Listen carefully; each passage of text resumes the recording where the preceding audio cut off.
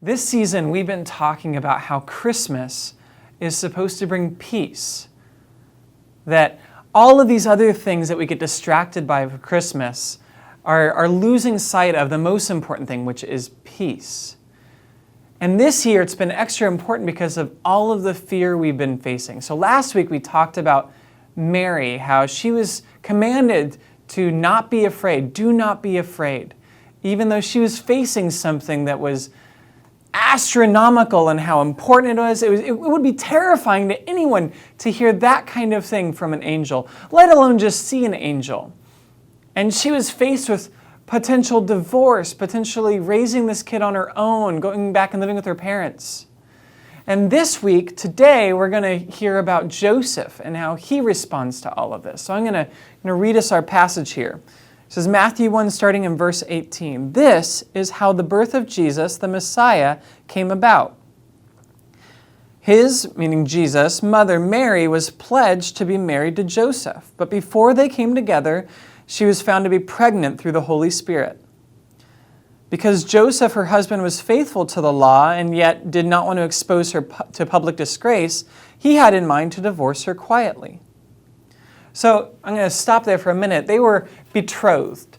Now we have engagement, and this is not the same thing. An engagement is something you can call off without any kind of ramifications. You can say, hey, this isn't working out, let's not get married. And you can go your separate ways. And, definitely a lot of heartbreak, but you don't have to go through the court.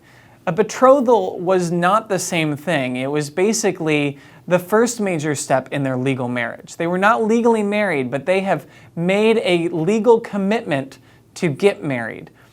And then there was this waiting period before then. So they are betrothed, and during that time, Joseph finds out that Mary is pregnant. So he has every right to do anything from like executing her to sending her back to her parents, getting back whatever price was paid, whatever bride price.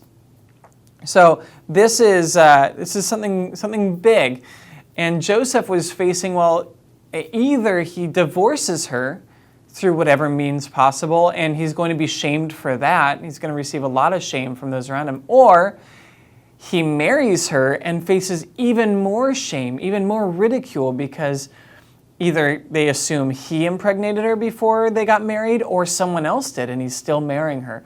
He would have been very judged. Imagine doing something embarrassing at school and then multiply that times 1,000. They would be judged by the culture around them.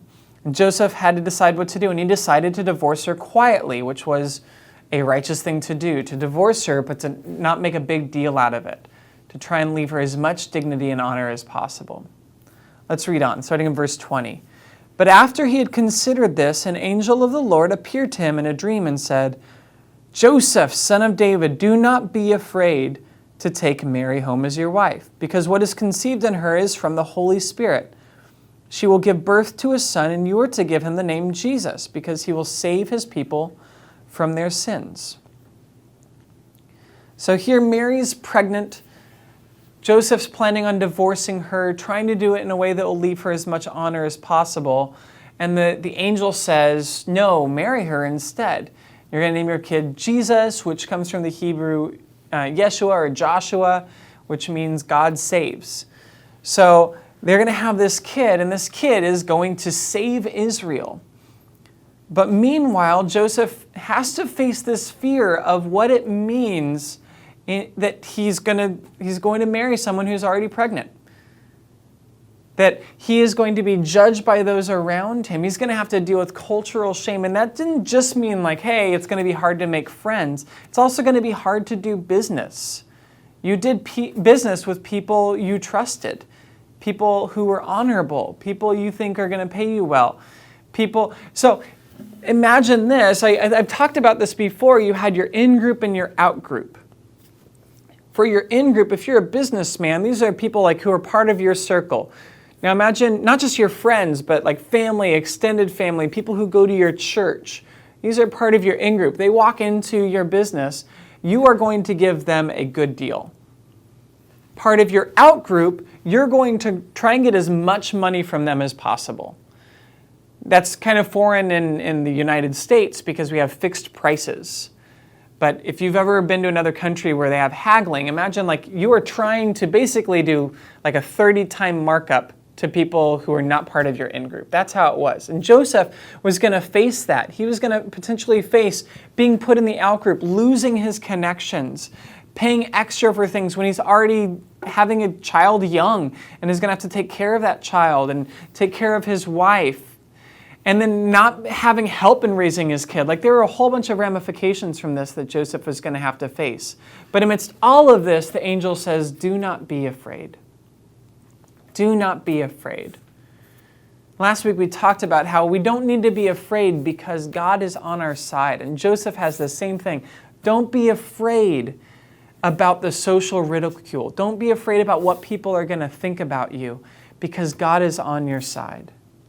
And that's what I want to tell you today. Don't be afraid about what people are going to say or think about you. If you are answering the call of God on your life, if you are being obedient to God, you don't need to be afraid about what people are going to think about you. You can be obedient to God because God is on your side. God's got you. God is going to do something amazing through you if you are just obedient to Him. So seek Him, hear His voice, and obey without any fear. And I'll see y'all next week.